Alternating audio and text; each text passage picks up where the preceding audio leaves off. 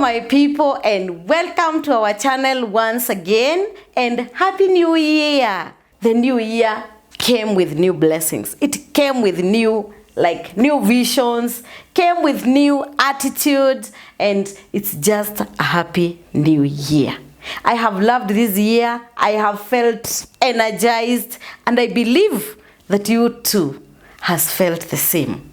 And if you are not feeling the same, I have come to confirm to you again that life is still beautiful no matter what. I welcome you again to these New Year's activities, because we'll have many activities. We'll have much of encouragement. We'll have much of talks. We'll have much of I can't mention it all. But I want to thank God that He made it possible that we see this new year.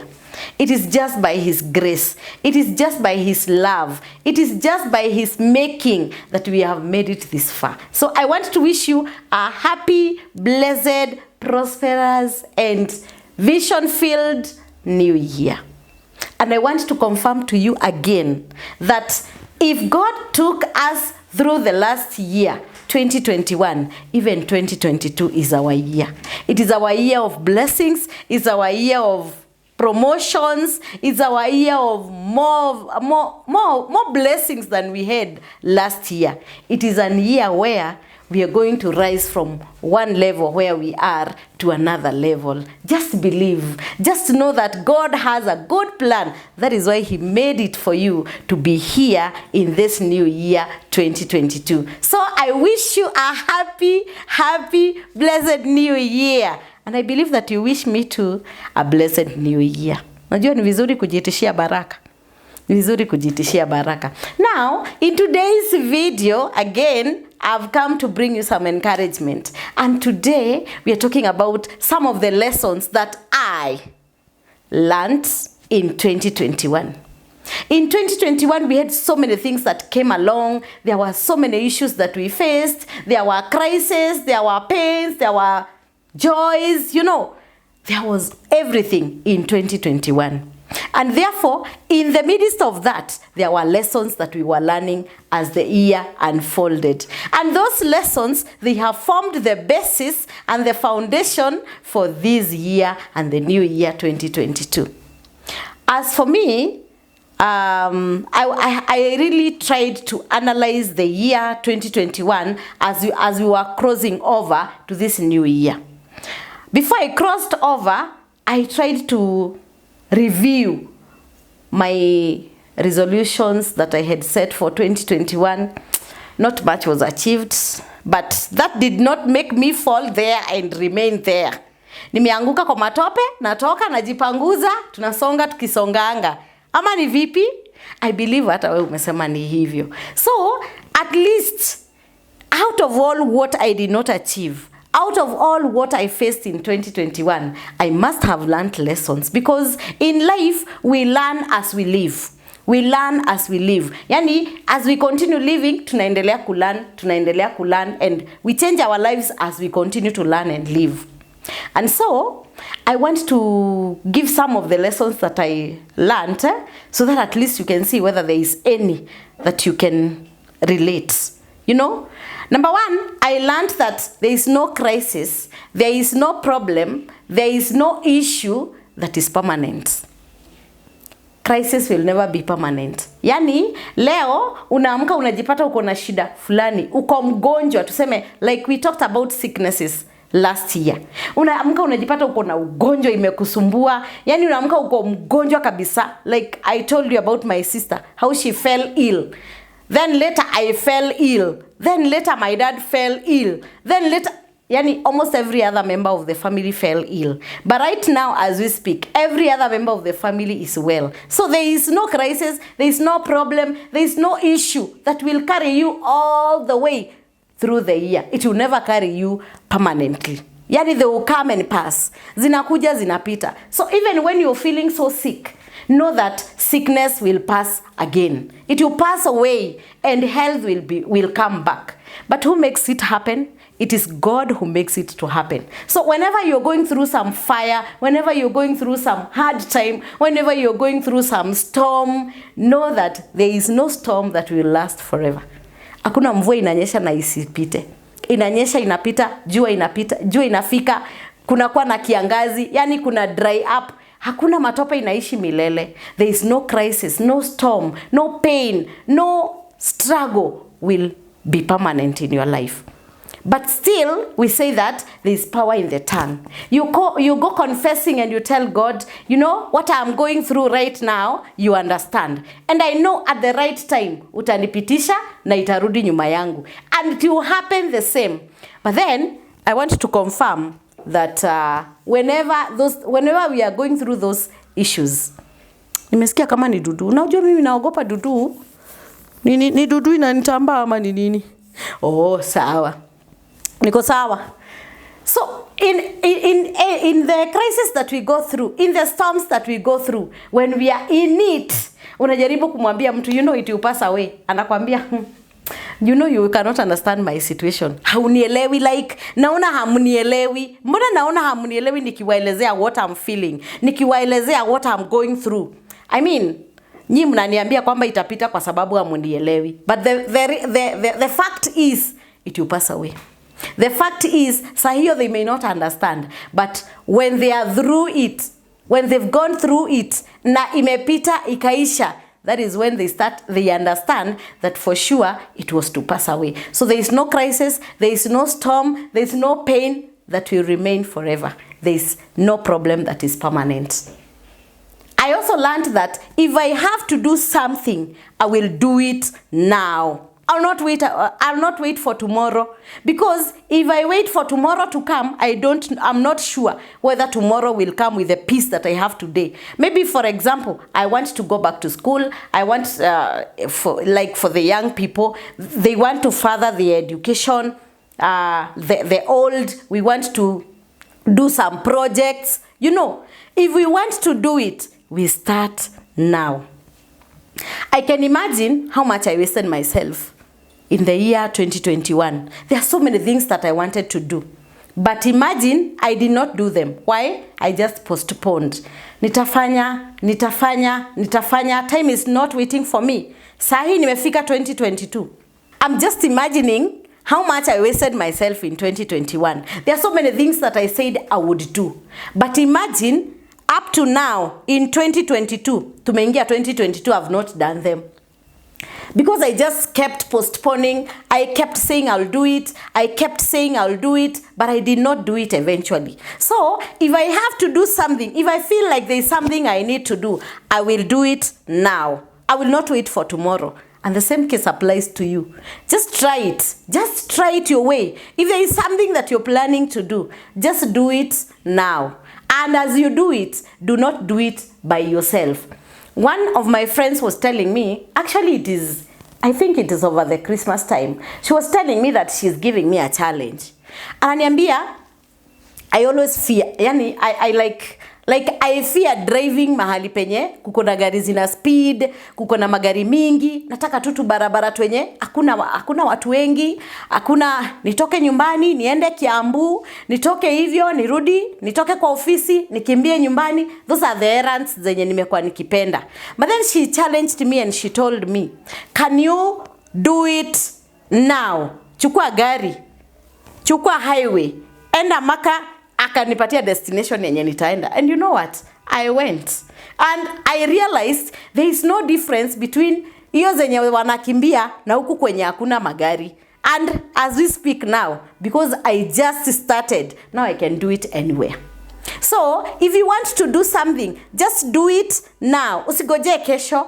Don't wait for tomorrow. Don't wait until you're challenged. Don't wait until you see like, hiya, I'm getting late. Do it now. And as you do it not alone, but with God. And that is why I've given you an example of my friend venye alinishow. Aliniambia kwamba, do you know, when you're driving, you're not driving alone. You're driving with the Holy Spirit. You're driving with the angels. You're driving with God around you. Yani amekukava. And there is nowhere you cannot, you can cause an accident even in the most remote roads that you may think of, and you find yourself driving in the busiest roads in the town.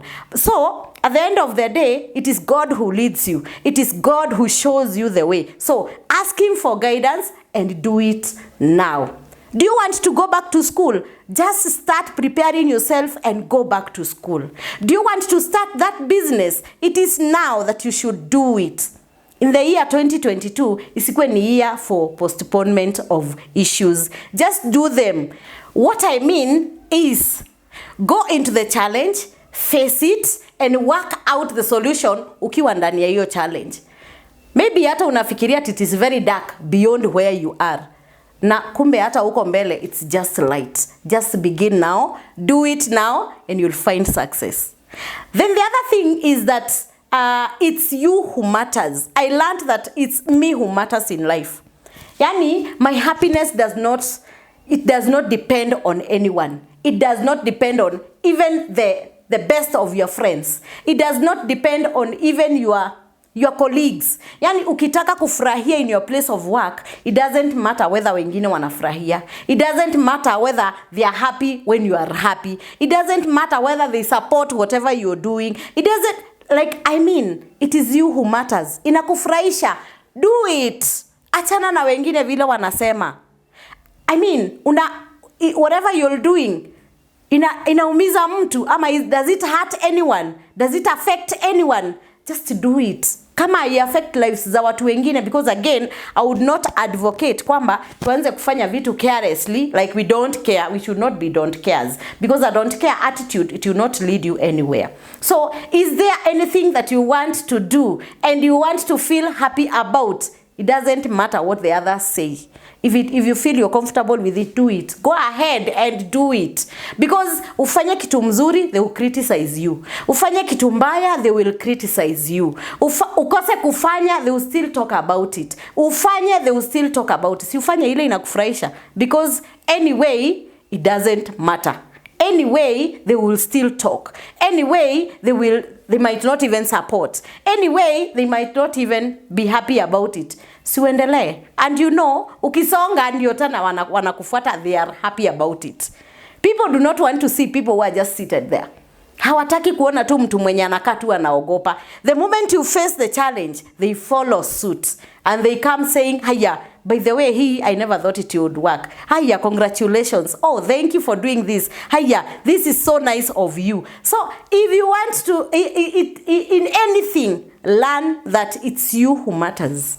Not anyone else, not anybody. Your joy and your happiness lies in your heart. Follow your heart. It is your heart that can tell you where, when your conscience is alive, when your conscience is not dead, you'll find a voice, you'll hear a voice behind the back of your mind. It will keep telling you, no, this is not the way. Yes, this is the way. Yeah, follow this one. No, don't follow this. So it is you who matters. And above that, simuliona wakati wa Christmas na wakati wa New Year venye tulifanya.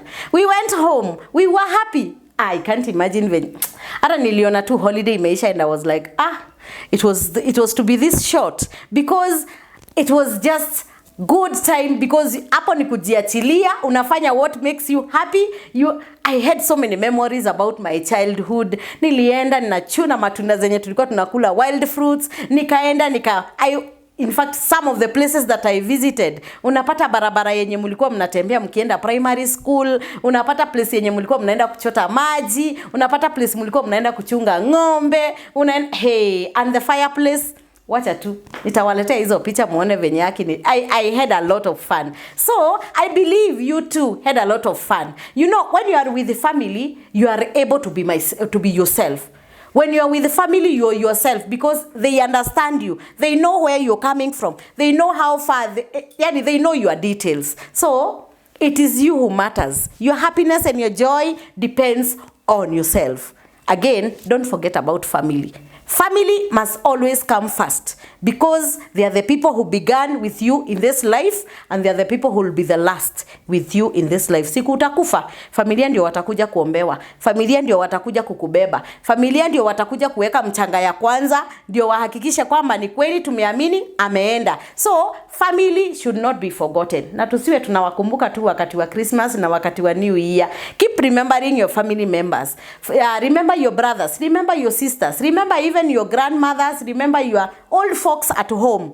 they really matter. And they also bring you a lot of joy. Like, hiyo wakati ya holiday, hiyo December, I tell you, it was just a good moment. And I know you had good moments. See, I could go through your status na I could see watu wanafurahia wako nyumbani, wanafurahia wako na familia. You know, it was a good moment. Therefore, it is you who matters, but family comes first. Then, the last one that I learned, you can always rise again. How do I rise again? You can always wake up and say, I'm opening a new page. Like we have opened a new chapter in 2022. Can you write now what you want that book of 2022 to read? And that is what we read in 2023 as we cross over again. Right now, I'm telling you, in 2021, I felt like I really wasted myself in so many things, in so many aspects. Right now, I have made some resolutions.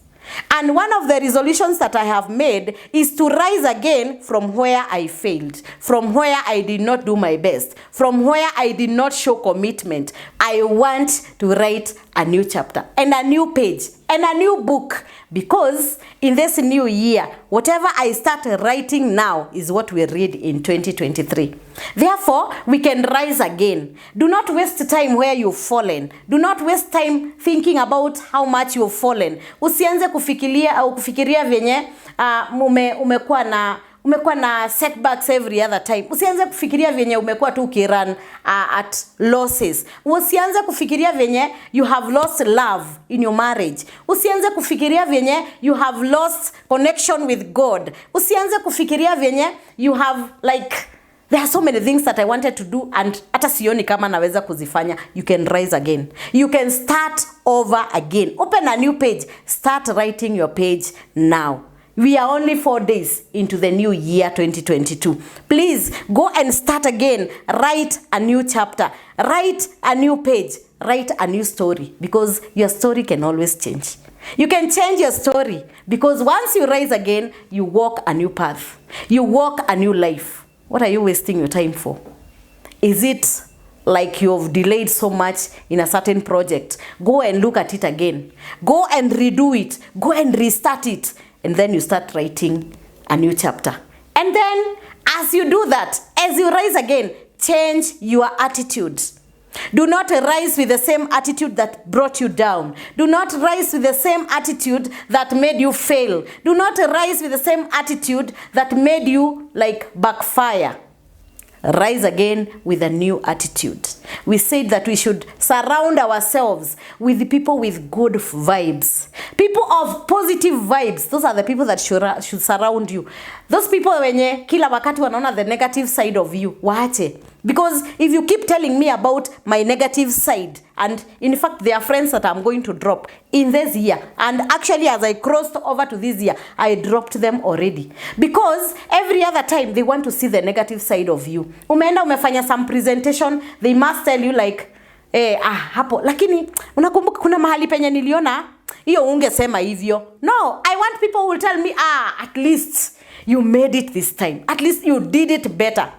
And those people that will be positive with what I am doing. Because I have no room for negativity. Actually, when you get negative, you don't move on. Unaanza kurudi nyuma step by step.